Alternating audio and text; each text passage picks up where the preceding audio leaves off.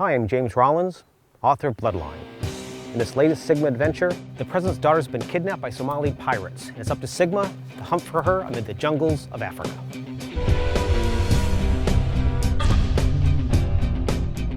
In Bloodline, I introduce a new character, Tucker Wayne. He's a former Army Ranger who served 2 tours of duty in Afghanistan.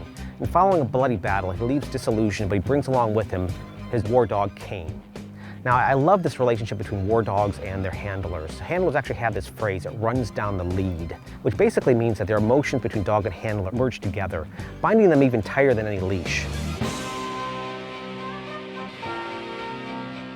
Now, war dogs go back to 4000 BC, to the time of the Egyptians when dogs were used in battle. Now, the modern incarnation of the war dog for the United States goes back to World War I, but still continues strong today, including Cairo. He's a war dog that was involved with the takedown of Osama bin Laden.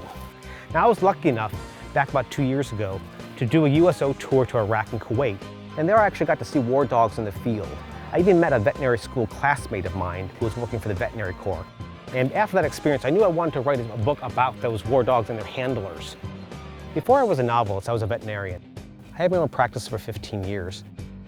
So when it came to approaching these war dogs, I wanted to approach them as a veterinarian, not to portray them as 4-legged soldiers, but as dogs. And I actually wrote some scenes from the dog's perspective, where I tried to capture what it is really like to be a war dog, paint a portrayal of how dogs experience that world, what it's like to function in combat with those unique talents and skills and senses of a dog.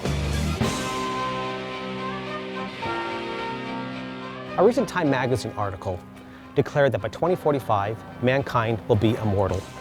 Now, at face value, I thought that was a wild claim. I thought there's no way that could be true. But it sent me on a year-long and chilling investigation into the sciences behind life extension.